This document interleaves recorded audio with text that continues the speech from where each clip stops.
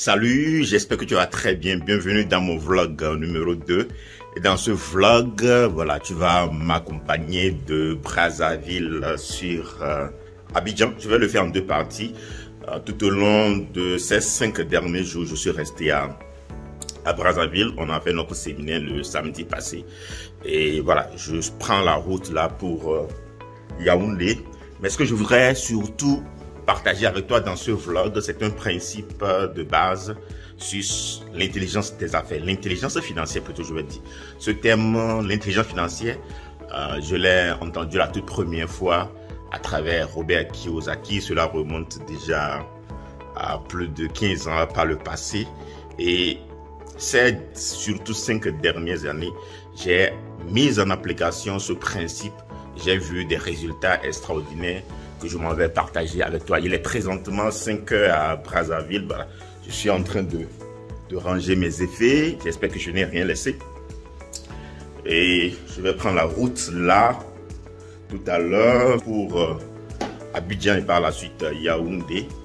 Voilà, il faut dire que le séminaire à Brazzaville s'est très bien passé. C'est vrai que par rapport à la dernière fois, on n'était pas aussi nombreux, mais le plus important, c'est que des gens se sont déplacés pour venir me rencontrer, pour que je puisse passer mon message, parce que c'est la partie la plus importante pour moi. Il y a des gens qui, voilà, ont pris par exemple de l'Avignon, de Pointe-Noire pour venir à Brazzaville, surtout pour ce séminaire-là. Donc c'est très important et c'est touchant. C'est l'occasion pour moi de remercier tous ceux qui ont pris le soin de venir participer à ce séminaire. Ça me va vraiment droit au cœur. Donc on va se retrouver tout à l'heure. Je vais descendre, je vais prendre un taxi parce que l'aéroport est juste à côté là. L'aéroport est juste à côté. Voilà, je vais descendre là. Je vais prendre le taxi. Je suis à peine à 2 minutes de l'aéroport. Pendant que je suis rentré de partir, je vais partager avec vous ce que j'appelle les principes de base de l'intelligence financière. Voilà. À tout à l'heure. Voilà, je suis à l'aéroport de Brazza, sur le point d'embarquer sur Abidjan, et il faut dire que entre-temps, j'ai pas pu vraiment enchaîner ma vidéo parce que mon moral a été un tout petit peu sapé par rapport à souvent des sollicitations que vous avez dans certains de nos aéroports. Quand je parle de sollicitations ici, un service pour lequel quelqu'un est payé, c'est-à-dire il est là pour t'aider, pour que tu puisses fais tes formalités, il finit de le faire et te demande de l'argent. Ce matin, très tôt, à 6 heures, voilà, c'est des choses qui te tapent sur le nez. Moi, je ne suis pas du genre à trop polémiquer parce que je respecte la vie des uns des autres.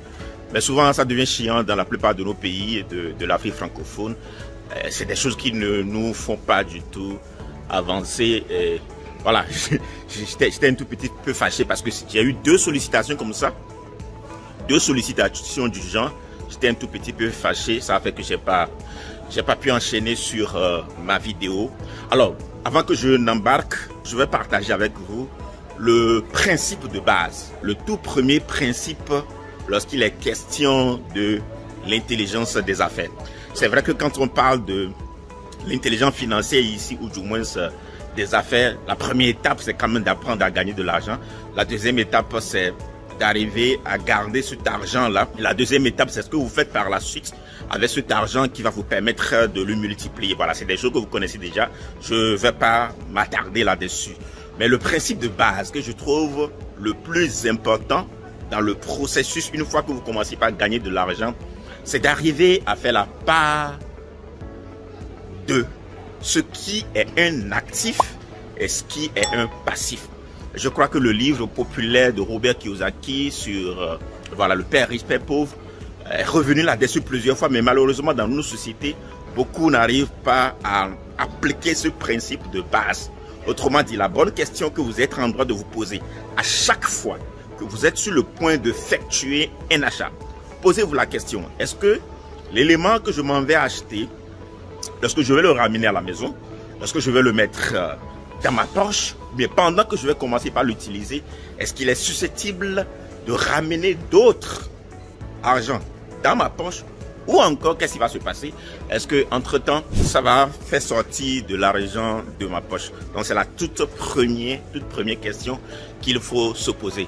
Il n'y a pas longtemps, je crois que vers la fin de l'année 2021, moi j'avais commencé par réaliser des vidéos un tout petit peu polémiques.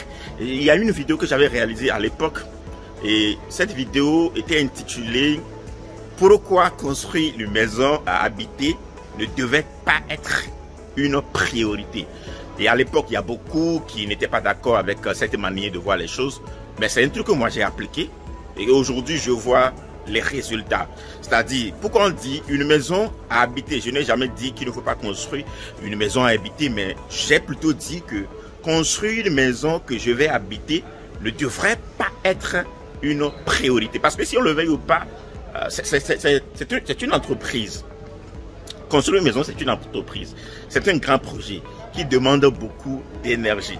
Et pour un homme d'affaires, pour quelqu'un qui aspire à l'indépendance financière, à partir du moment où la maison que vous construisez, c'est-à-dire là où vous habitez, est un passif. C'est-à-dire, autrement dit, lorsque vous l'achetez, cela ne va pas ramener de l'argent dans votre poche. Au contraire, chaque mois, vous êtes appelé à débourser davantage d'argent pour l'entretenir. Et souvent, beaucoup de personnes me disent, non, Alphonse, voilà, je vais construire ma maison, je vais l'habiter et cesser de payer le loyer. Mais la plupart du temps, le loyer que vous payez même, d'accord, est souvent moins cher par rapport à ce qu'il vous faut pour entretenir une maison, si vraiment cette maison, elle est digne de ce nom. Et à l'époque, moi, je ne parlais pas forcément en allant dans le sens de ce qu'il vous faut pour l'entretenir, mais je mettais l'accent sur l'aspect projet que construire une maison peut constituer.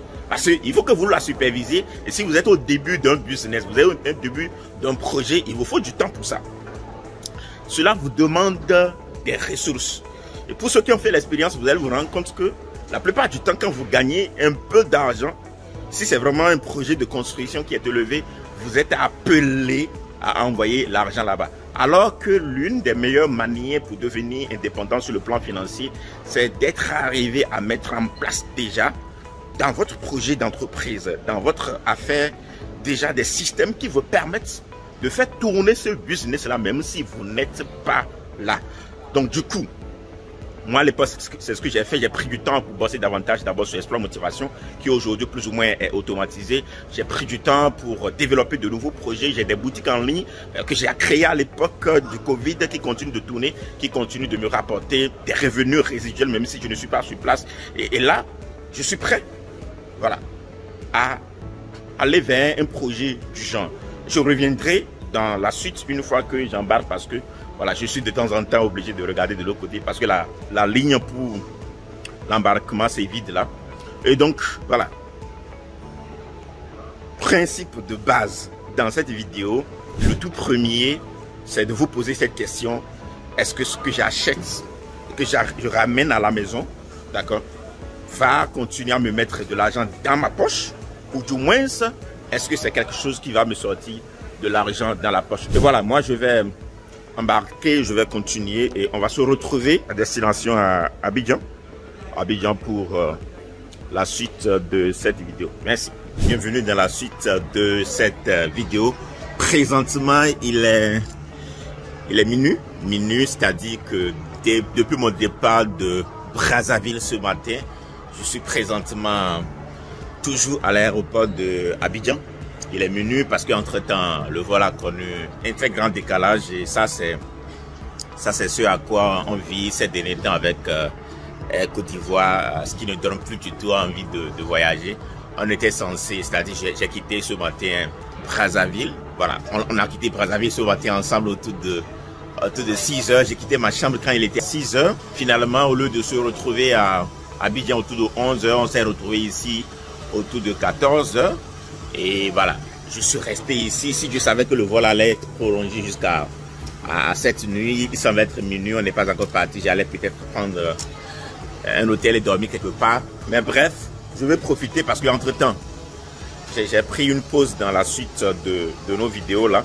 Je vais profiter pour te donner le deuxième principe. Le deuxième principe de base lorsque l'on parle de l'intelligence financière. Et là, pendant que je le fais, je vais te donner un exemple que j'ai appliqué moi-même à l'appui. Alors, le deuxième principe de base, c'est ce qu'on appelle de faire en sorte que pendant que vous travaillez, pendant que vous continuez à bâtir votre richesse, que vous vous sentez en sécurité. Que vous vous sentez en sécurité. Cela sous-entend quoi? Vous devez avoir quelque part un compte que l'on appelle ici le compte de sécurité. Je donne un exemple très simple pour illustrer cela. Supposez un instant que moi je vais dépenser environ $1000 chaque mois. Donc on suppose que c'est $1000 environ que je dépense chaque mois. Si je veux me donner une longueur d'avance en termes de sécurité, même si je n'aime pas trop ce mot-là parce que la sécurité n'existe pas 100%, mais ça vous donne quand même une certaine tranquillité de sorte que voilà, demain face à des challenges de la vie, ça il n'en manque pas. Ça peut être du côté de la santé, ça peut être du côté de votre boulot. Voilà, je donne des exemples par hasard comme ça. Donc, que vous ayez cette possibilité-là de continuer à puiser dans ce que vous avez mis de côté, que l'on appelle ici le fonds de sécurité. Voilà, il y a certaines personnes qui vont recommander de l'avoir jusqu'à 6 mois, c'est-à-dire que si je vais dépenser environ, ou bien si mes dépenses me prennent environ $1000 chaque mois, je dois avoir environ $6000 quelque part. Je ne sais pas si vous comprenez. Donc, ça c'est le deuxième principe de base qui vous permet d'avoir cette tranquillité d'esprit et continuer à bâtir votre fortune. Et moi, qu'est-ce que j'ai fait au-delà de cette possibilité? Moi, l'un des éléments qui m'a donné la tranquillité d'esprit m'a permis de continuer à bosser sur mon entreprise parce que c'est la partie la plus importante. Travailler sur votre entreprise de sorte qu'à un moment donné, cela soit automatisé pour vous. Donc, qu'est-ce que moi j'ai fait? Voilà, si tu me suis depuis un moment, tu sais que je dispose d'une ferme agricole. Donc, quand j'ai commencé par gagner de l'argent, surtout, voilà, j'ai fait le booming dans le domaine de comment gagner de l'argent sur Internet en 2020, à l'avènement du Covid, que ce soit le freelancing, que ce soit l'e-commerce. Voilà, pendant cette période-là, je suis quand même arrivé à réaliser le maximum de mon chiffre d'affaires à cette époque-là. Et c'est comme ça, parallèlement, j'ai lancé ma ferme agricole. C'est vrai que je me suis rendu compte après 1 an, 2 ans que la manière dont les autres business génèrent du cash flow, ce n'est pas le cas au niveau de la ferme. Mais il faut dire que le fait d'avoir mis en place, par exemple, cette ferme agricole, moi, c'était comme si j'ai fini avec ma retraite. Ça m'a donné une certaine tranquillité d'esprit. Et là où je suis, je peux davantage prendre des risques. Donc du coup, premier principe de base, nous avons dit qu'il faut faire en sorte que tout ce que vous achetez, vous vous posez la question de savoir si c'est un passif ou pas, mais c'est un passif ou bien si c'est un actif, et faire tout possible pour amasser davantage des actifs. Donc le fait de bosser sur une entreprise qui à un moment donné va vous générer des revenus même si vous n'êtes pas là, la ferme agricole dont j'ai parlé tout à l'heure, tous ces éléments-là, ce sont des éléments actifs. D'accord? Et j'ai parlé en deuxième position de ce que j'ai appelé ici le fonds de sécurité qui vous donne une certaine tranquillité d'esprit et vous permet de prendre certains risques, de continuer à investir sur vous. Voilà, le deuxième principe de base sur le plan de l'intelligence financière. Voilà, je ne vais pas attendre jusqu'à ce qu'on atterrisse avant de finir mon vlog. Je vais continuer la vidéo et dans cette partie, je vais partager avec vous le troisième principe de base lorsqu'il est question d'intelligence financière. Et cette fois-ci, je tire cela du livre « L'homme le plus riche de Babylone ». Alors, il dit, une fois que vous avez bâti votre colonne d'actifs, une fois que vous êtes assuré que votre retraite, par exemple, voilà, pour ne pas me répéter, est entre griffes assurée, vous avez des fonds de sécurité. La troisième étape, c'est de mettre votre famille à l'abri. Donc, qu'est-ce qu'il met dans le fait de mettre sa famille à l'abri? C'est là que l'homme le plus riche de Babylone revient sur le fait maintenant de bâtir sa résidence principale. Donc on parle de bâtir, moi je parle de bâtir ici parce que la plupart du temps quand on est en Afrique, on va aller construire sa propre maison. Donc il dit cette fois-ci, voilà, bâtissez votre résidence principale de sorte que voilà, votre famille soit en sécurité. Lui-même il a utilisé ce mot sécurité pour que vos enfants aient des aires de jeu. Dans le livre c'est bien précisé ainsi, c'est-à-dire que de l'espace où les enfants vont jouer, de l'espace où le livre précise où votre femme va faire du potager, va faire du jardinage, de l'espace où là vous sentez que cette fois-ci vous êtes chez vous, vous êtes dans votre intimité. Donc du coup, comme je le disais au début de cette vidéo, il n'est pas question de ne pas construire ou acheter sa résidence principale. Ce dont il est question, c'est plutôt de ne pas le mettre comme une priorité. Donc la première étape, c'est de vous assurer que vous avez bâti votre colonne d'actifs. Deuxième étape, quand je parle de la colonne d'actifs ici, ça, comme on l'a dit, ça peut être un business, ça peut être des actifs, en tout cas tout ce que vous achetez et qui continue de mettre de l'argent dans votre poche. Et la deuxième étape, assurer votre sécurité, ayez un fonds de sécurité, soit dans un compte bancaire qui peut vous permettre, au cas où voilà, vous rencontrez des challenges de la vie, vous puissiez survivre pendant 6 mois, pendant 1 an, pourquoi pas, et ou encore assurez-vous que vous avez mis en place un business. Même si ce business ne génère pas tout de suite beaucoup de cash flow, mais ce business dont vous pourrez profiter demain lorsque vous serez à la retraite par exemple. Et dans le cas d'espèces, des investissements, quand on va être de l'autre côté de l'Afrique, des investissements sur la terre, quand je dis la terre ici, voilà, dans tout ce qui est ferme agricole et autres, est un grand atout en la matière. Et le troisième principe de base, pour continuer à pouvoir prendre des risques et investir davantage dans son entreprise, c'est plutôt de construire maintenant cette fois-ci, ou bien d'acheter cette fois-ci sa résidence principale, gage de sécurité familiale, gage d'intimité familiale, gage d'épanouissement pour votre famille. Et voilà, il dit à partir du moment où cet épanouissement est là, vous avez la possibilité maintenant de continuer à bâtir votre colonne d'actifs. Autrement dit, la quatrième règle, d'accord, je reviens là-dessus. La quatrième règle, c'est de continuer à bâtir votre colonne d'actifs. Et à un moment donné, voilà, vous prenez cet argent-là, vous le mettez à votre service. Autrement dit, vous allez dans la phase maintenant des investisseurs qui consiste cette fois-ci à prendre l'argent pour le faire tourner, le mettre à votre service. Donc ça peut être dans des investissements immobiliers, ça peut être également dans la bourse et autres.